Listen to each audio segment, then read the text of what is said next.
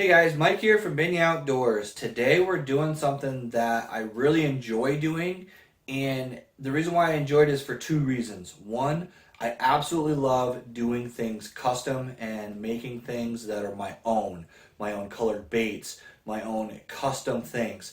That's something that really interests me, and I hope it interests you too.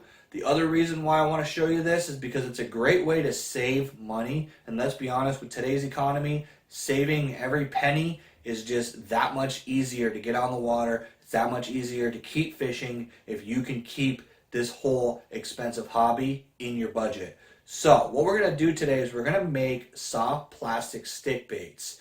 I will admit the initial startup of this is a little bit pricey. When you look at it, it's going to seem like it's not worth it when it comes down to how much it costs to get set up. But I promise you, over time, you will start to see a return on your investment. And honestly, it gives you something to do. It is a really cool hobby. It's an interesting rabbit hole to go down. And if you're like me, it's just fun to try to create your own custom baits and custom colors. To start out, the very first thing you're going to need is a mold. So this right here is a Do It Molds Senko mold. So I'm not affiliated with Do It. I'm not going to talk about the fact that Do It is the best. I'm just going to tell you that the research I did, these guys have a solid reputation. I trust them. I've used these and they work really well. Is there other brands out there? Absolutely. You're welcome to try them. I can't recommend anything but Do It because it's the only thing I've used so far. If I start using other brands, I will definitely tell you about them and recommend those as well. The next thing you're going to need as part of that equipment is an injector. This is, again, a Do It injector. It comes with two of these little nozzles. This injector is really tight. It's a really good fitting setup, and it just feels good. Again, Amazon, you can buy all this stuff in different brand names. After you get your mold and your injector, you're going to need some materials that you can buy anywhere. You don't have to buy these from Do It. They don't even sell a lot of this stuff. First thing you're going to need, a temperature gauge. This is a laser measurer. It is very inexpensive. I think I paid like $10 for this thing. You can get them on Amazon. The reason why you need this is because you have to heat your plastisol to 350 degrees. Now, like I said, plastisol is another required material. I bought this from Do It, but you can buy it in a 5-gallon bucket from other companies. The next time I buy it, I'm actually going to buy it from an entirely different company that I want to try out. You're going to need colorant, so you're going to need a bunch of different colors. This particular color is Junebug. It comes in this little bottle. Now, this little bottle doesn't seem like it's going to last very long, but when you're doing this, the last batch I made of Junebug worms was 20 drops from this for an entire cup of plastisol, which made about 15 to 20 worms and some swim baits. So if that gives you any idea, 2 ounces is going to go a long ways. It's going to last a long time. You're going to need some tools. Measuring cups. The reason why you need these little measuring spoons is because you need to be able to measure out the flake. If you want to put flake in your baits, and if you want to add salt to your bait so that they sink, you're going to need to be able to measure it so you can be consistent and know the next time that you go fishing what worked, what didn't work. It's all about experimenting on what you want. That's another beauty of this. You can add more salt, have them sink faster. You can add less salt, have them float, suspend a little bit, or take longer to sink. That's what's awesome about this process is you get to tinker and make things exactly how you want it to be, unlike the store-bought stuff. A few other little things you're going to need.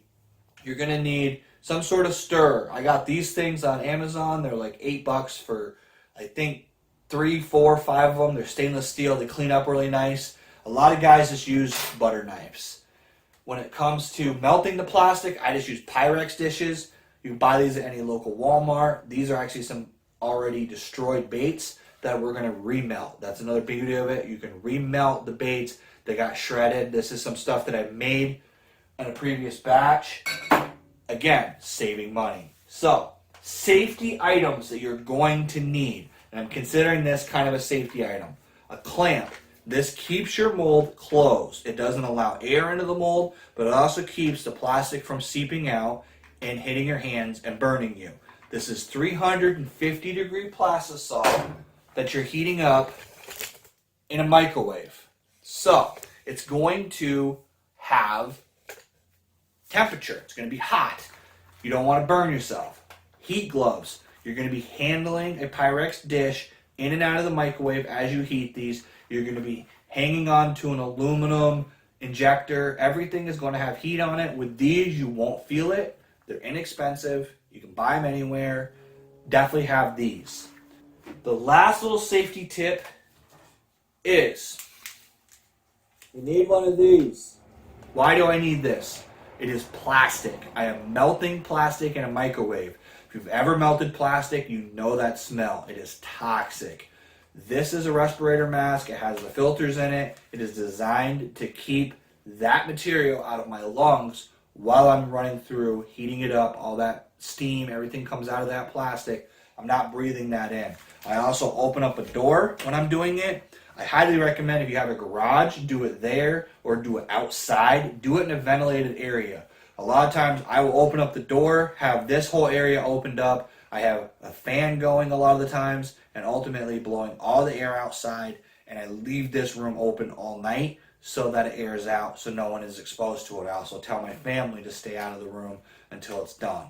It's very important. If I can stress that enough, this is a toxic material. Don't harm yourself or your family to try to do this. But once you have all these materials, you can start making baits. Take your mold, put your clamp on it. The reason why you want to do this again is it helps keep this clamp permanently closed, because you are putting a little bit of pressure on it when you put those plastic materials in there. I already pre-prepped some plastic that I'm going to be melting. I'm actually going to be using this, but I'm going to be adding some more Plastisol to it, and I'm going to be pouring some worms with it that I'm actually going to be using tomorrow morning to fish with. I'm going to start by just throwing this in the microwave. Now I'm not starting it until I put my mask on.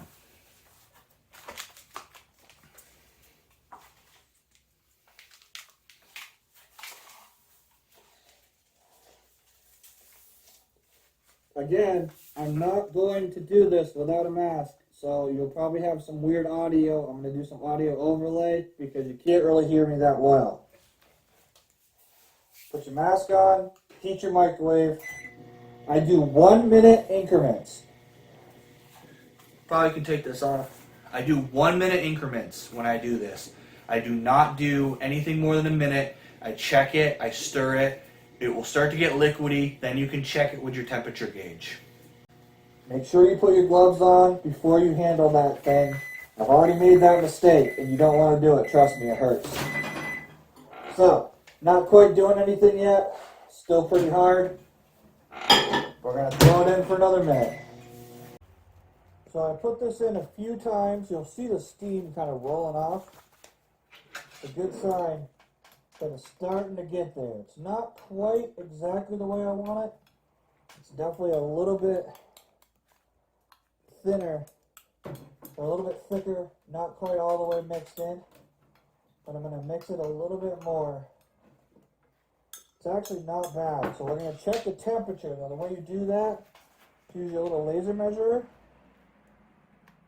I'm not sure if you can see the laser or not. So I'm shooting a laser right at the liquid.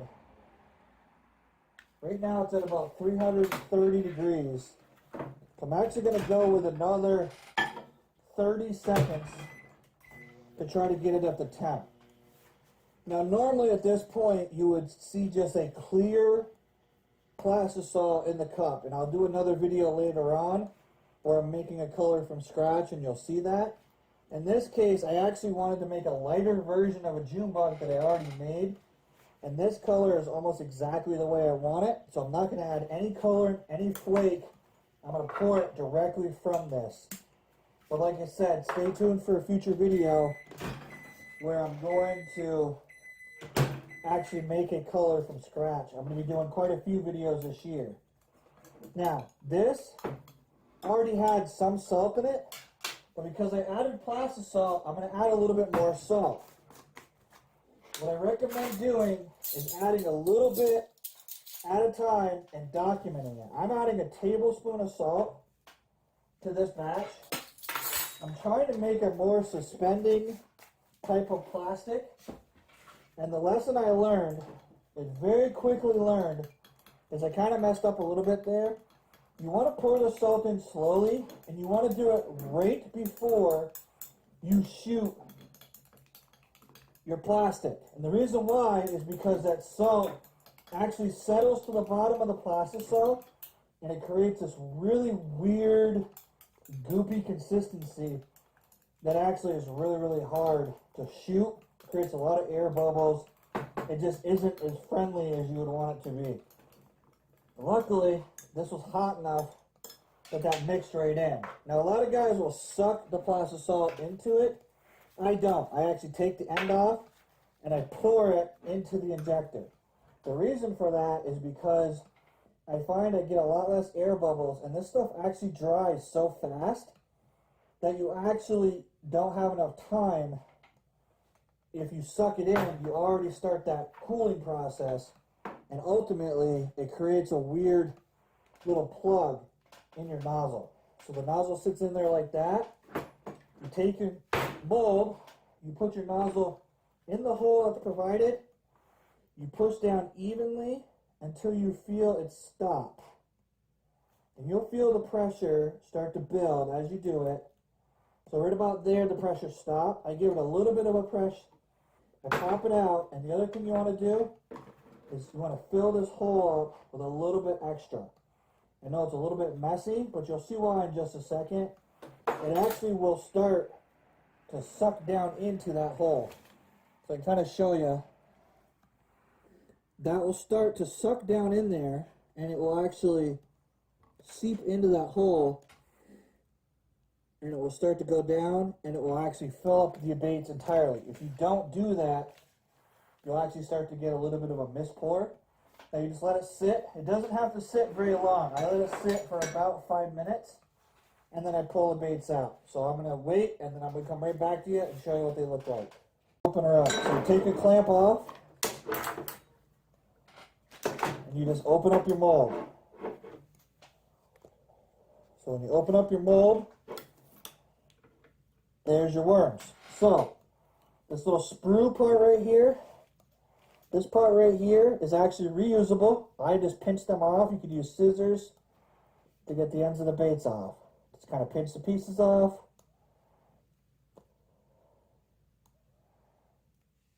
So this piece right here goes back in with your melting plastic, and you end up with your very own Senko bait.